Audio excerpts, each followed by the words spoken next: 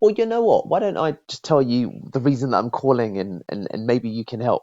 The pitch to the gatekeeper approach.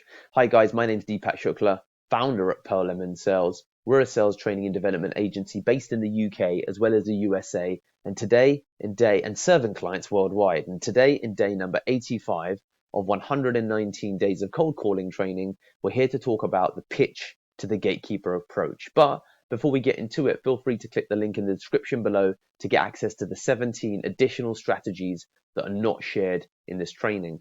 So fundamentally, with the pitch to the gatekeeper approach, this is when you come up against a gatekeeper who either won't let you through or you feel could influence who they let you through to, or when you need support from the gatekeeper because you don't know who to get through to. So it's when they stop you, it's when they could influence who they put you through to, or it's when you need them to help you. Okay, so these are the three scenarios and in any of these scenarios, it's worth pitching to the gatekeeper. Now there's a couple of elements to bear in mind when you pitch to the gatekeeper.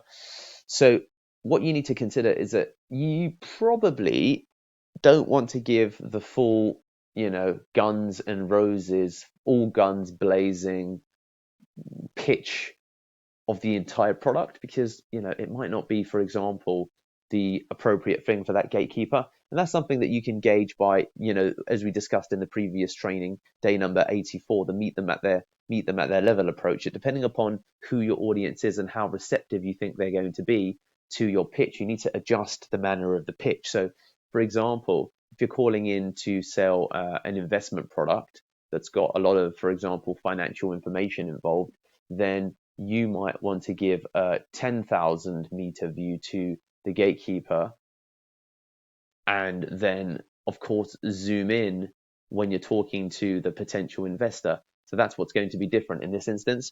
Whereas if you're calling into a law firm and you're talking to a legal clerk, then you might want to go heavy on the details because legal clerks are used to being a bit of a used to being a technical filter for the lawyers. So in those two instances, the type of pitch that you're giving is different, and the pitch here could be potentially very close to the pitch there with the lawyers. And interestingly, the pitch to the legal clerk might be more technical, whilst the pitch to the lawyer might be more commercial because they care about the commercials, and then they'll have the legal clerks go in and do the line by line due diligence. So you've got a bit of an inverse situation here. Whereas here, if you're trying to investment at a retail level, then you might keep this high level, and then with the investor go into the detail. So there's a difference in these scenarios, as you can see. A lot of this you'll have to kind of gauge on the spot with the calls that you have, but that's a good byline for it. The next element with pitching to the gatekeeper is that you should also think about potential, timing. How long do you keep the elevator, and what do you and don't you include? So beyond, of course, the type of pitch that you give to the type of gatekeeper, it's also the delivery, the style of the delivery of the pitch. So a lot of that will also depend, of course, upon the personality of the recipient. So if it's a Happy Sally, or for example, airheaded Andrew, then an airheaded Andrew is going to get a bit of a different pitch to analytical Andy. So if you've got, that's a good example. In fact, to be honest with you, if you've got airheaded Andrew and then you've got an analytical Andy, then they are very different styles of pitches. Okay, especially if, for example, you don't read your audience and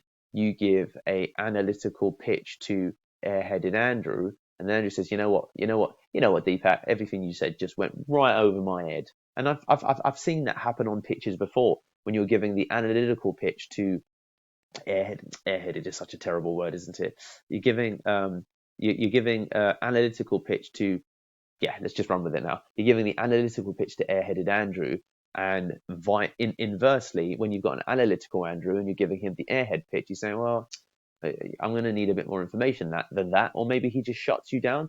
But in any event, the pretext is whenever you're met with a defense saying, what is it that you do exactly, or what is it that you want Richard for?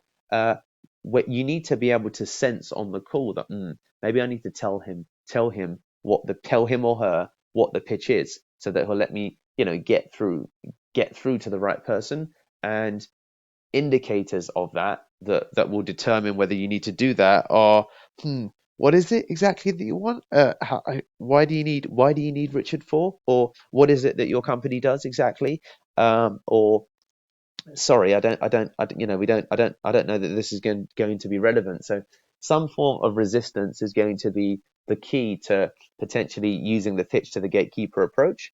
The next element that you need to consider is that when you don't know who the right person to pitch to is, you can say, maybe you can help out, or this is what we're offering.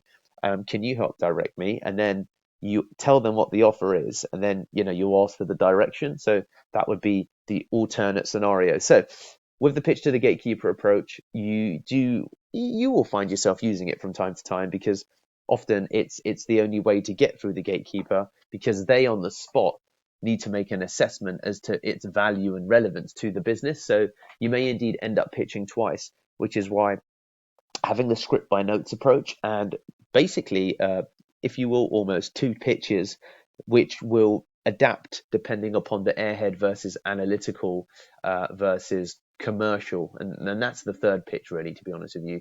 You've got a couple of pitches here going on. You've got the basic pitch, you've got the line by line pitch, and you've got the business value pitch, and these are the three types of pitches that you need for the different types of buyers, and we'll probably go into more detail on this in a separate training.